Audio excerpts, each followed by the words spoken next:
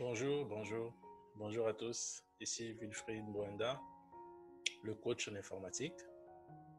Aujourd'hui, je vais comme ça, n'est-ce pas, euh, vous parler de 5 astuces pour devenir développeur en 2019. Donc, il est important d'avoir un bon plan pour cette nouvelle année et de mettre ce plan en pratique afin d'avoir du succès. C'est pourquoi j'ai pensé à faire cette vidéo. Et mon souhait, c'est que cette vidéo puisse, n'est-ce pas, aider beaucoup de personnes à devenir développeurs ou aider des développeurs à devenir de meilleurs développeurs. Et j'aimerais simplement que cette vidéo bénisse le maximum de personnes. Donc, on va commencer. Alors, avant d'entrer dans la vidéo proprement dite et aller parler du thème d'aujourd'hui, je vais tout d'abord, moi et ma femme, vous souhaiter nos meilleurs voeux pour la nouvelle année 2019. Donc, que par la grâce de Dieu, cette année soit une année pleine de succès, pleine de réussite, pleine de prospérité et pleine de santé, pleine d'amour, pleine d'amitié et aussi pleine d'argent, parce qu'on a besoin d'argent, bien sûr. Et donc, voilà. Bonne année 2019 à tous, de la part de moi et madame.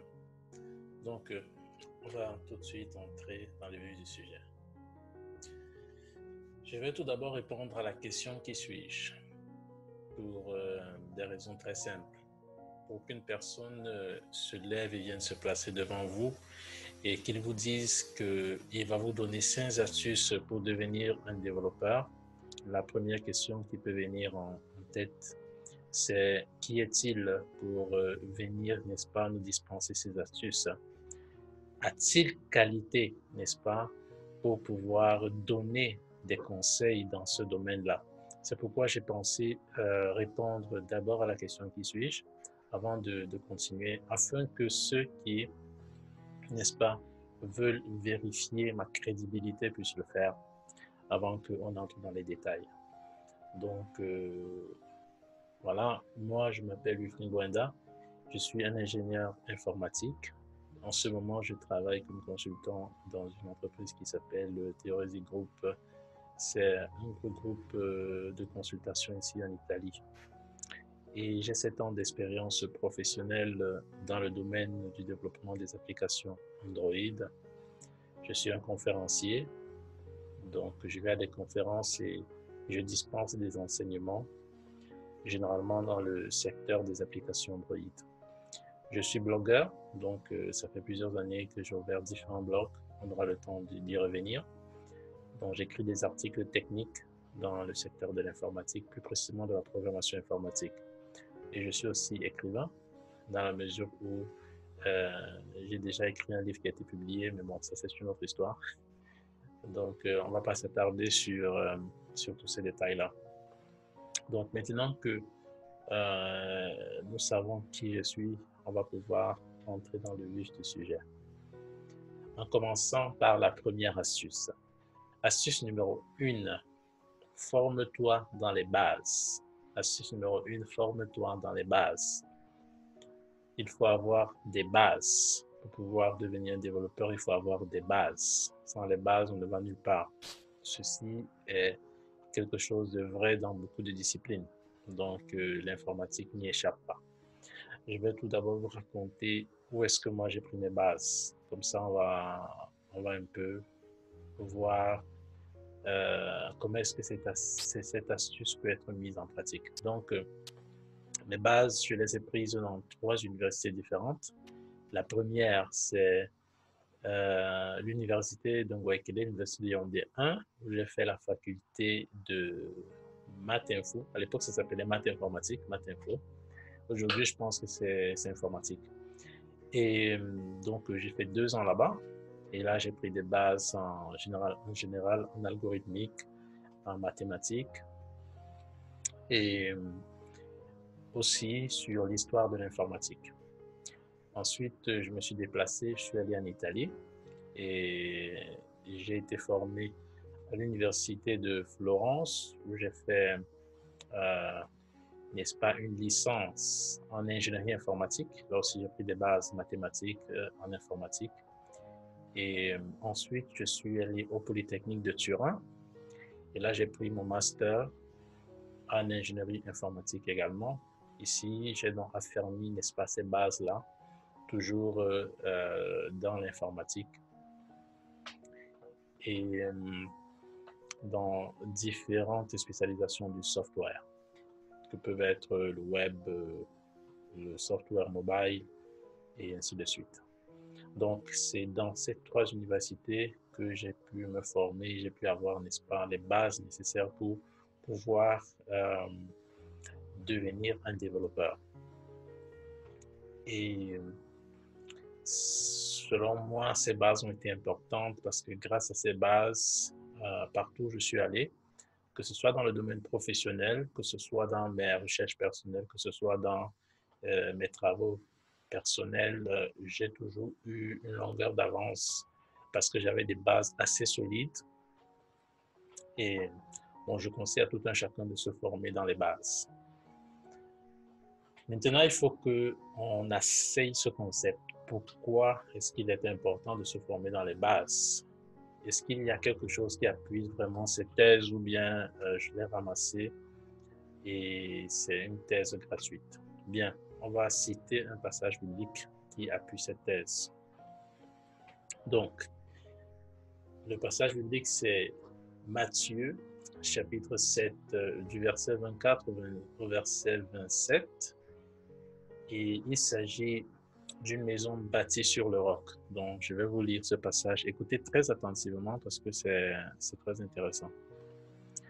Donc, c'est pourquoi quiconque entend ces paroles que je dis et les met en pratique sera semblable à un homme prudent qui a bâti sa maison sur le roc. La pluie est tombée, les torrents sont venus, les vents ont soufflé et se sont jetés contre cette maison. Elle n'est point tombée parce qu'elle était fondée sur le roc.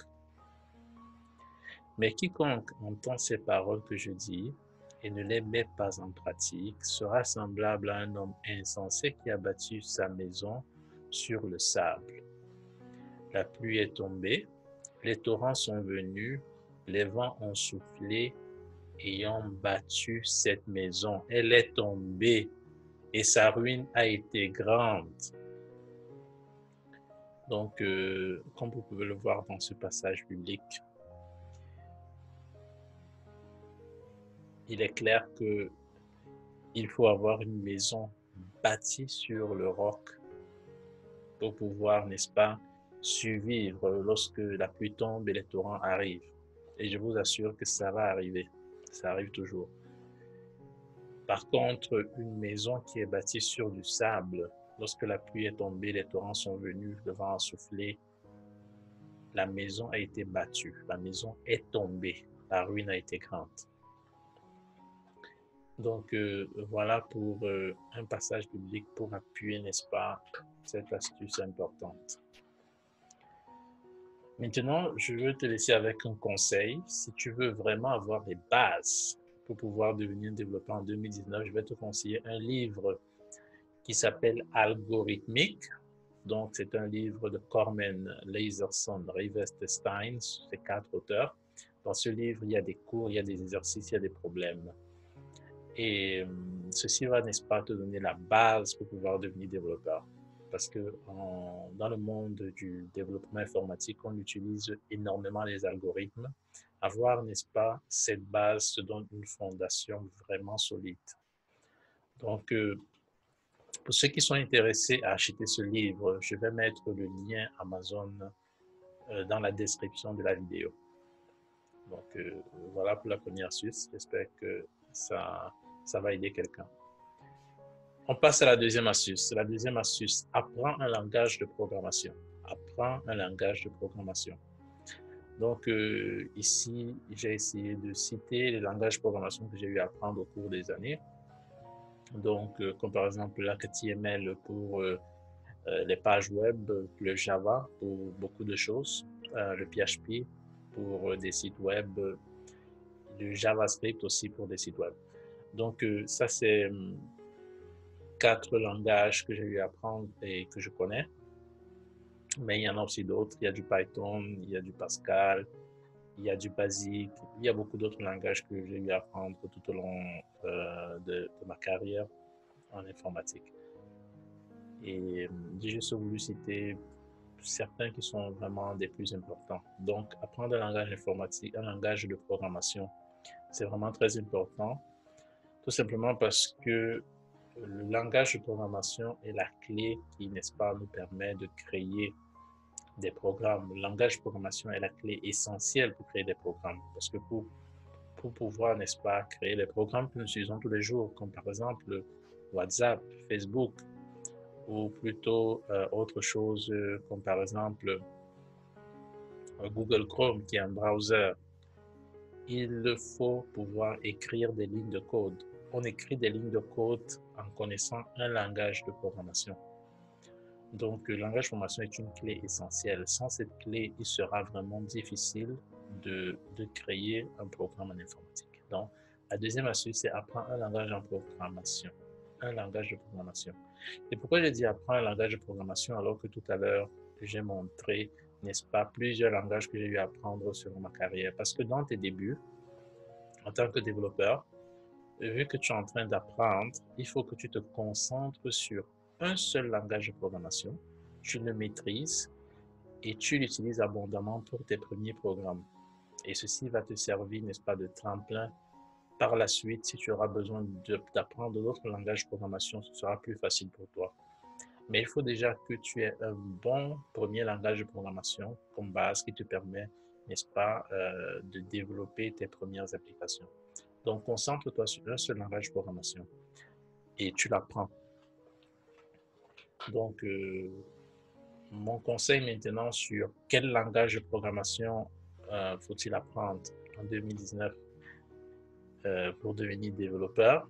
Moi, je conseille le Java. Le Java, c'est un langage de programmation très connu, très utilisé. Le Java est l'un des langages les plus populaires et il y a tellement de développeurs qui utilisent le Java. Par exemple, moi qui suis un développeur d'applications Android, on utilise le Java à 80%. Et pour beaucoup d'autres applications, on utilise le Java. Et à l'aide de certains frameworks, le Java peut être utilisé pour créer des applications web, pour créer des applications pour desktop, pour ordinateur simple, pour créer des applications, euh, pour créer vraiment plusieurs types d'applications sont créées à partir, peuvent être créées à partir de Java. Donc Java, c'est un langage de programmation qui, selon moi, est un bon langage de base pour, n'est-ce pas, partir et devenir un développeur en 2019. Maintenant, comment faire pour apprendre le langage de programmation Java en 2019?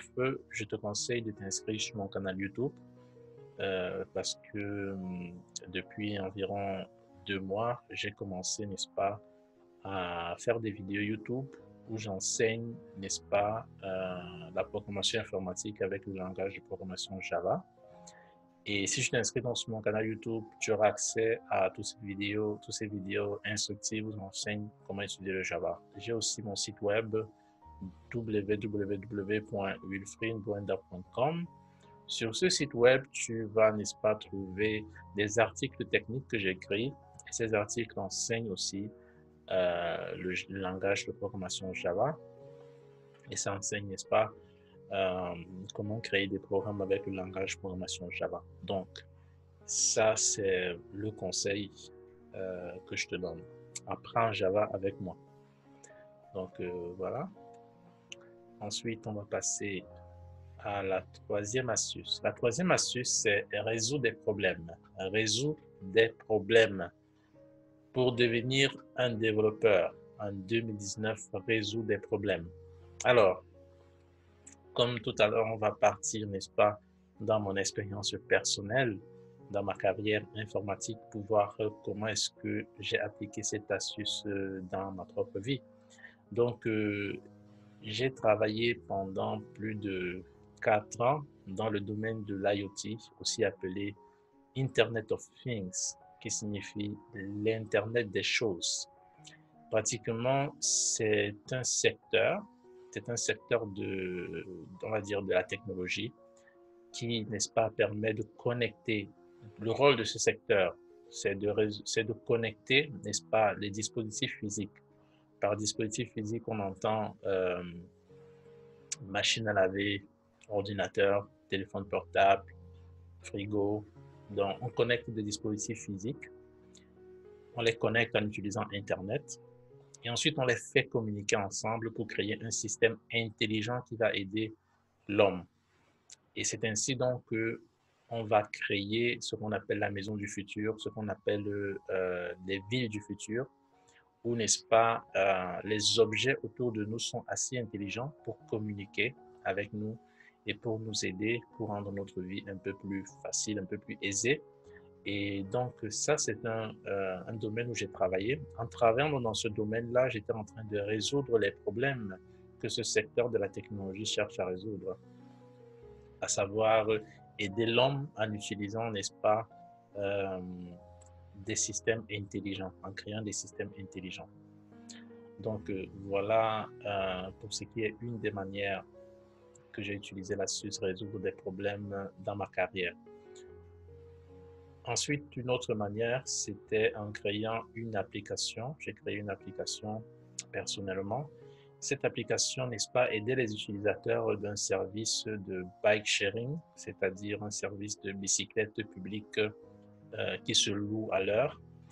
Et ça permettait d'avoir des informations sur les parkings de vélos préférés de l'utilisateur en un seul clic. Donc, l'application s'appelle Bito. Elle se trouve actuellement sur le marketplace Android et c'est une application en italien vu que le service de bike sharing, c'est un service italien. Et donc, en créant, n'est-ce pas, cette application, mon objectif, c'était de faire quoi? De résoudre un problème des utilisateurs de ce service de bicyclette publique qui, à chaque fois qu'il fallait savoir si le parking de vélo qui est à côté de la maison est libre ou est occupé, il fallait absolument qu'ils ouvrent une application qui n'était pas bien faite, qu'ils aillent chercher le nom de leur parking, ensuite qu'ils aillent cliquer pour maintenant voir si c'était libre ou pas. Ça perdait vraiment beaucoup de temps. Et c'était donc c'était assez complexe comme opération. Ou bien tu étais dans ta bicyclette et tu arrivais à la maison, tu voulais garer, mais tu ne savais pas si le parking de la maison était vide ou pas. Donc, j'ai cherché, n'est-ce pas, à résoudre ce problème en faisant gagner du temps aux utilisateurs et en les aidant à faire des choix rapides, si prendre ou pas la bicyclette publique en se basant sur, n'est-ce pas, l'état du parking de vélo préféré de l'utilisateur. Donc, voilà deux exemples de comment j'ai utilisé l'astuce de résoudre des problèmes. Donc, c'est une astuce que je conseille donc à toute personne qui veut devenir un développeur en 2019 ou qui veut devenir un meilleur développeur en 2019. Ensuite, il faut qu'on parle de pourquoi est-ce que il faut résoudre des problèmes. Qu'est-ce que ça nous apporte de résoudre des problèmes dans le secteur de l'informatique avec l'informatique? En résolvant les problèmes, il y a des avantages qui arrivent dans notre vie. Il y a des choses qui arrivent dans notre vie. D'abord, la crédibilité. Ta crédibilité en tant que développeur augmente quand tu résous des problèmes. Quand quand les gens entendent parler de toi parce que tu es l'informaticien qui a créé le programme qui a aidé des personnes à résoudre le problème A ou le problème B, n'est-ce pas, ça te donne une certaine crédibilité. Ensuite, il y a attraction de personnes, c'est-à-dire tu attires vers toi des personnes qui ont des problèmes et qui viennent vers toi pour chercher des solutions. Donc, ça, c'est une chose à ne pas négliger. Surtout parce que ceci signifie que ça va t'apporter encore plus de travail. Vu que tu es une personne qui résout des problèmes, des gens viendront vers toi avec des problèmes et tu auras du travail. Et qui dit travail dit que tu ne chômes pas. Donc, ce sera difficile pour toi de chômer parce qu'il y aura des gens qui vont venir vers toi pour te poser des problèmes que tu pourras résoudre. Ça donne aussi de l'influence. Ça donne de l'influence, ça donne de l'impact. Tu peux impacter, n'est-ce pas, ta communauté locale, tu peux impacter ton pays, tu peux impacter le monde entier parce que tu es une personne qui résout des problèmes. Ça donne aussi de l'argent. Bon, ceci est tout à fait normal. Si tu résous des problèmes, si tu crées des solutions à des problèmes, ça va te donner de l'argent parce que en créant des solutions à des problèmes, ou tu le fais en travaillant dans une entreprise, ou tu le fais à ton propre compte, mais il y a des gens qui vont payer pour ça. Donc, ça donne aussi de l'argent. Ça peut devenir ton travail. C'est d'ailleurs l'objectif. Un développeur veut se faire payer pour son travail. Donc, voilà la troisième astuce, résoudre des problèmes. Mon conseil par rapport à cette astuce, ou mes conseils par rapport à cette astuce sont les suivants. Je te conseille d'observer autour de toi, de trouver des problèmes autour de toi, chercher des solutions informatiques à ces problèmes et ensuite de réaliser toi-même les solutions que tu as trouvées avec l'outil informatique. Donc, ayant appliqué l'astuce numéro 1 dont tu t'es formé dans les bases, l'astuce numéro 2, tu as appris un langage de programmation. Nous sommes à l'astuce numéro 3. Tu pourras trouver des problèmes, les résoudre et réaliser les solutions en écrivant des programmes informatiques. Donc, c'est là où je voulais arriver. On passe à la suite. La quatrième astuce, c'est continue à te former. Continue à te former. Comme vous le savez, le monde avance très vite. Les technologies avancent encore plus vite. Et l'informatique, c'est un des secteurs qui avance le plus rapidement parmi d'autres secteurs. Donc, cela signifie qu'un informaticien, un développeur doit continuer à se former, sinon il va devenir obsolète, sinon les choses qu'il connaissait aujourd'hui, qu'il connaissait hier, aujourd'hui, ont évolué, ne sont plus valables. Et donc, si tu dors sur tes lauriers, pratiquement tu vas recevoir un coup de massue sur la tête. Donc, je vais donner des exemples de comment j'ai appliqué cette astuce dans ma propre carrière informatique. Donc, j'ai dit tout à l'heure, quand je répondais à la question, n'est-ce pas, qui suis-je? J'ai expliqué que j'étais un blogueur et que j'ai eu à créer plusieurs blogs. Donc, on va voir ici 3 exemples de blogs que j'ai créés. Il y en a plus, mais je me suis concentré sur ces 3 parce que c'est important et ça correspond, n'est-ce pas, à cette vidéo. Donc, le premier blog que vous voyez ici s'appelle L'Università è facile. C'est un blog en italien. Si je traduis en français, ça veut dire l'université est facile. Et donc, c'était un blog que j'ai créé lors de ma licence à l'Université de Florence. Dans ce blog, j'écrivais des articles techniques sur, sur des, sur des thèmes informatiques, sur des choses que j'apprenais à l'université. Donc, j'essayais d'expliquer des choses complexes de manière simple et j'essayais d'enseigner à d'autres étudiants ce que j'avais déjà compris, ce que j'avais déjà appris.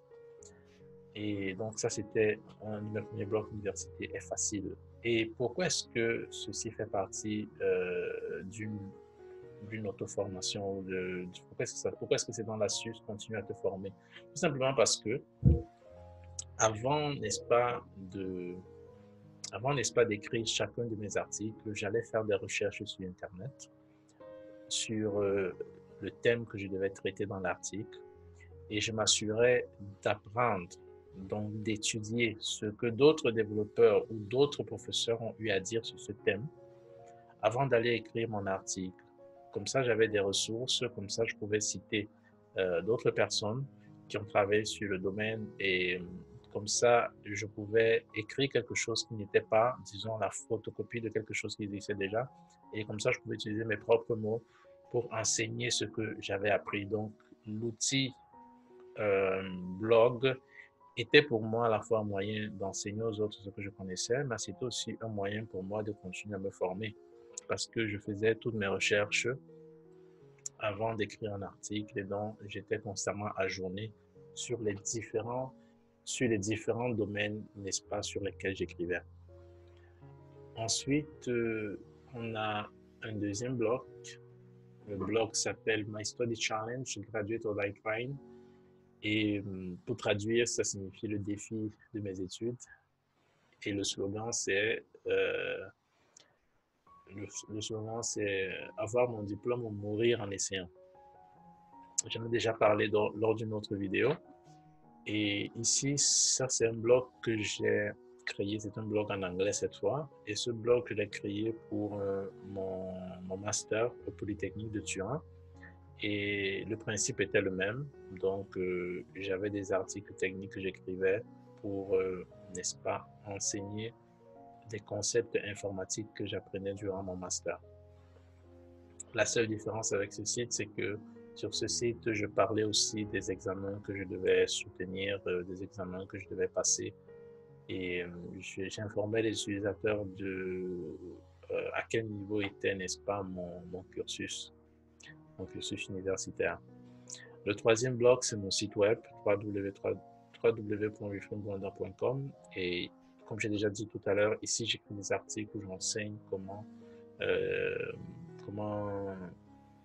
utiliser le langage Java pour, n'est-ce pas, créer des applications. Donc, les blogs, c'est un outil que j'ai utilisé pour continuer à me former. Un autre outil que j'ai utilisé, ce sont les conférences. Donc, j'ai utilisé les conférences de deux manières. Pour la formation et pour l'enseignement. Pour la formation, parce que à chaque fois que je vais à une conférence, j'apprends de nouvelles choses en assistant, n'est-ce pas, à des talks de certains experts, certains développeurs experts dans leur domaine qui viennent enseigner quelque chose. Et pour ce qui est du pan enseignement, je vais aussi à des conférences en tant que speaker, en tant que conférencier, où j'enseigne certains concepts dans le domaine qui est le domaine de mon expertise, à savoir le développement des applications Android. Donc, ici, par exemple, c'était à une conférence DroidCon, c'est une conférence internationale pour les développeurs Android. Ça, c'était en 2015. Et j'étais en Pologne. Donc, voilà. Et ici, à droite, on voit la photo, je suis en train d'enseigner quelque chose. Ici aussi, c'était un séminaire que j'ai eu à tenir pour des enfants du lycée, toujours par rapport à la programmation des applications Android. Ça, c'était en Italie. Donc, voilà un peu les choses que j'ai eu à faire et que je continue à faire dans ma carrière pour, n'est-ce pas, continuer à me former. Donc, comme on a dit tout à l'heure, si tu ne te formes plus, tu deviendras obsolète. Si tu ne te formes plus, tu deviendras obsolète. Je ne sais pas si vous savez, mais on parle souvent de l'entreprise Kodak. L'entreprise Kodak qui faisait des photos qu'on imprimait, les photos analogiques ou des vieilles photos qu'on faisait avant avec des appareils photo Kodak avec pellicule. Et leur entreprise a fait faillite lorsque la technologie a changé et le monde est passé aux photos digitales. Et donc, pendant que d'autres entreprises, n'est-ce pas, ont surfé sur la vague de la technologie et ont commencé à créer des appareils photo digital et ont commencé à faire du digital dans la photo, Kodak n'a pas voulu surfer sur cette vague et ils ont fait faillite, ils ont perdu beaucoup. Donc, il faut se former, sinon tu deviendras obsolète et tu vas complètement disparaître. Qu'est-ce que je conseille pour continuer à se former? Donc, le premier conseil, c'est fais comme moi, crée un blog. Crée un blog. Si tu crées un blog, tu pourras écrire des articles où tu pourras, n'est-ce pas, enseigner aux autres ce que tu connais déjà. Donc, tu enseignes aux autres ce que tu as appris. Tu enseignes aux autres ce que tu as compris. Tu enseignes aux autres ce que tu sais déjà. Et en enseignant aux autres ce que tu sais, tu seras constamment en train de te former, constamment en train de t'assurer que les connaissances que tu donnes sont les dernières connaissances ajournées, sont des connaissances qui sont vérifiables aujourd'hui, où tu écris un article, par exemple. Le deuxième conseil, c'est créer un canal YouTube. Parce que peut-être tu peux pas écrire des articles, tu préfères faire des vidéos. Il n'y a pas de problème, tu crées ton canal YouTube et tu enseignes aux autres. L'objectif, c'est de partager ses connaissances. Donc, trouve un moyen de partager tes connaissances. En partageant tes connaissances, tu seras toujours dans la posture d'un élève, donc un enseignant apprenant. Parce que tu vas devoir toujours t'assurer que tu es à la page, tu vas devoir toujours t'informer, tu vas devoir toujours travailler. Avant d'aller enseigner, tu dois t'assurer que ce que tu enseignes est ajourné, que ce que tu enseignes est correct, que ce que tu enseignes est exact. Et ensuite, il faut aller à des conférences. En allant à des conférences, tu vas te former parce que généralement, dans des conférences, on voit des experts dans le domaine qui viennent enseigner des choses qui sont, n'est-ce pas, actuelles, des choses qui sont actuelles. Et le dernier conseil, c'est tout simplement lire. En lisant des livres, tu continues à te former. Donc, voilà mes conseils sur la quatrième astuce. On passe à la cinquième astuce. Cinquième astuce, il faut avoir une vision. Il faut avoir une vision. Il faut avoir une vision. Donc, on va lire rapidement un passage biblique. Ce passage biblique, je vais le lire en anglais. Where there is no vision, the people perish. But he that keepeth the law, happy is he. Il s'agit de Proverbe 29, verset 18. Donc, on comprend ici, sans vision, le peuple périt. Mais celui qui garde la loi est heureux. Donc, je voulais me fermer sur la partie quand il n'y a pas de vision, le peuple périt. C'est un concept biblique. Donc, comment est-ce que toi, tu veux t'en sortir si tu n'as pas de vision? Comment veux-tu t'en sortir si tu n'as pas de vision? Alors, je pense qu'il est important de définir vision, à mon sens, pour qu'on puisse continuer, n'est-ce pas, la conversation. Alors, la vision, de manière générale, pour simplifier, et selon moi, et dans ce contexte, dans cette vidéo, j'entends par vision, où est-ce que tu te vois dans 10 ans? Et quand je pose la question, où est-ce que tu te vois dans 10 ans? Je ne m'attends pas à ce que tu répondes, je me vois, par exemple, je ne sais pas, travailler dans une entreprise qui s'appelle Facebook, par exemple, comme développeur. C'est pas suffisant. Donc, tu dois, c'est bon, comme vision, c'est un début. Tu écris ça, je vais être développeur à Facebook dans 10 ans. Mais après avoir fait ça, tu dois maintenant détailler un plan d'action pour pouvoir réaliser cette vision. Si dans 10 ans, tu veux être développeur à Facebook, que dois-tu faire aujourd'hui? Que dois-tu faire dans 1 an? Que dois-tu faire dans 3 ans? Que dois-tu faire dans 5 ans? Et ton plan d'action, tu dois le mettre en pratique et tu dois l'ajourner chaque année selon les résultats que tu obtiens jusqu'à ce que tu atteignes ton objectif final. Donc, il faut avoir de la vision. Alors, allons voir un exemple dans ma carrière, comme on a fait tout au long de cette vidéo. À l'époque, il y a plus de 7 ans, peut-être il y a 10 ans ou 8 ans, comme ça. Ma vision, c'est vrai que c'était assez flou, mais ça ressemblait à quelque chose comme devenir expert dans un domaine de l'informatique, bosser dans une grosse boîte, donc bosser dans une grosse entreprise. Ça, c'était ma vision. Donc ça, c'était dans mes débuts dans l'informatique. J'étais à peine arrivé, je commençais l'université et c'était ça que je voulais. Je voulais être un expert, je voulais bosser dans une grosse boîte. Pour moi, les deux allaient de pair parce que pour moi, c'était, ok, si tu es un expert, tu vas sûrement travailler dans une grosse entreprise. Et si, si tu es dans une grosse entreprise, ça signifie que tu es un expert. Donc, c'était ma vision. Et au fil des années, j'ai, n'est-ce pas, essayé de suivre un certain plan d'action.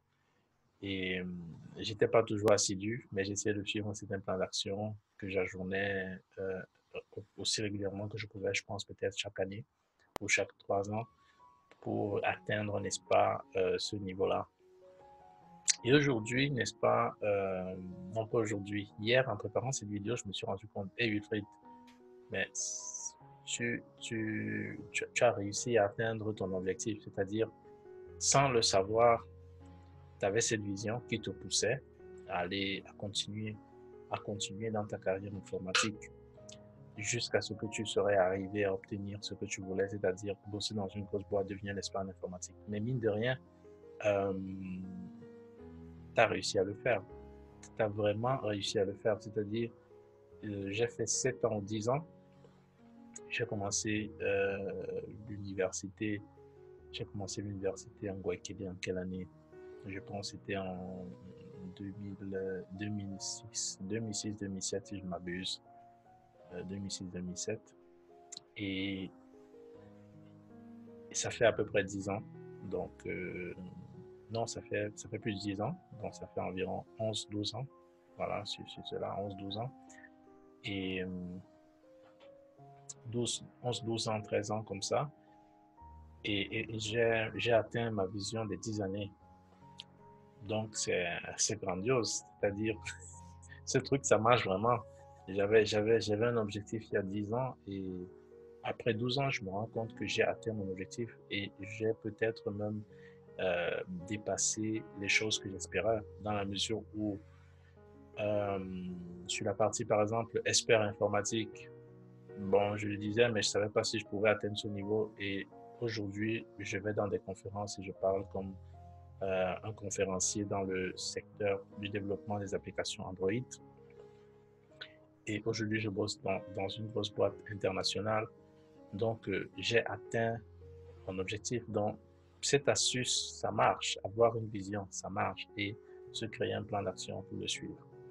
Maintenant, je voulais partager avec vous ma nouvelle vision parce que, comme je le disais, il faut ajourner sa vision régulièrement. Vu que j'ai atteint la vision que je m'étais fixée il y a de cela 10 ans, 12 ans, 13 ans environ, euh, j'ai pris une nouvelle vision.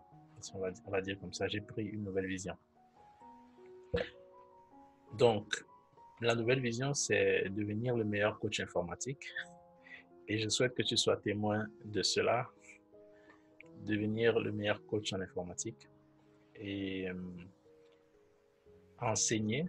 Donc, ce que j'ai commencé à faire à travers mon canal YouTube, ma chaîne YouTube, et ensuite créer ma propre entreprise. Donc, et ça, c'est ma vision pour les 10 prochaines années. Et là, je suis en train de commencer à définir mon plan d'action pour pouvoir atteindre ces objectifs. Donc, voilà ma vision. J'ai partagé ma vision avec toi et j'aimerais aussi que tu, n'est-ce pas, crées ta vision, tu crées ton plan d'action, tu le mets en pratique et j'aimerais que tu partages ta vision avec moi en écrivant un commentaire juste en dessous de cette vidéo. J'aimerais que tu écrives ta vision. Tu n'as pas besoin de trop réfléchir, donc dis simplement ce qui te plairait vraiment. Qu'est-ce que tu aimerais vraiment faire dans 10 ans? Qu'est-ce que tu aimerais vraiment faire? Tu aimerais te retrouver en train de faire quoi? Qu'est-ce qui te plairait? Euh, Tu aimerais voir ta vie dans 10 ans? À quel niveau? Où est-ce que tu te vois dans 10 ans? Qu'est-ce que tu aimerais faire dans 10 ans? Tu écris simplement ce qui te vient en tête. Tu écris ta vision. Ça peut être quelques phrases. Et après, tu vas bosser toi-même. Tu vas t'asseoir tout seul. Tu vas prendre ton cahier et tu vas écrire, tu vas définir le plan d'action de ce que tu dois faire chaque année pour pouvoir, n'est-ce pas, te rapprocher petit à petit de ta vision. Il faut donc, c'est pour ça que j'ai écrit ici que tu dois travailler pour réaliser ta vision. Tu dois travailler pour réaliser ta vision. Par exemple, ma vision du devenir expert en informatique et travailler dans une grosse boîte, je ne pense pas que ce serait arrivé si chaque année je ne m'arrangeais pas à faire certaines actions, à faire certaines choses pour pouvoir être aligné à cette vision, pour pouvoir, n'est-ce pas, me rapprocher de plus en plus de cette vision. Donc, je te conseille donc d'écrire cette vision et de travailler pour la réaliser. Et je te demande de partager cette vision avec moi en écrivant un commentaire en dessous. Je dis bien en dessous, de la vidéo. Tu écris un commentaire et tu partages ta vision avec moi. Ça me ferait plaisir de, de savoir quelle est ta vision et peut-être même de t'aider à définir le plan d'action pour réaliser ta vision. Donc, voilà, c'était la 5e astuce. Au final, c'est-à-dire à la fin, n'est-ce pas, de cette vidéo sur les 5 astuces pour devenir développeur en 2019, ou tout simplement les 5 astuces pour devenir un meilleur développeur, pour ceux qui sont déjà développeurs en 2019, on se rend compte que j'ai créé une sorte de roadmap, j'ai créé une sorte de guide, et j'aimerais donc faire un petit récapitulatif avec toi. Voici donc le guide pour devenir un meilleur développeur en 2019 ou tout simplement le guide pour être un développeur en 2019. Et je tiens absolument à t'accompagner, n'est-ce pas, sur ce chemin dans cette année 2019. Il suffit que tu me contactes et je vais t'aider à faire les différentes choses que je n'ai pas expliquées dans cette vidéo. Donc, voici le guide. Étape numéro 1. Forme-toi dans les bases. Crée une fondation solide. Deuxième astuce, apprends un langage de programmation. Troisième astuce, résous des problèmes. Quatrième astuce, continue à te former. Cinquième astuce, avoir une vision.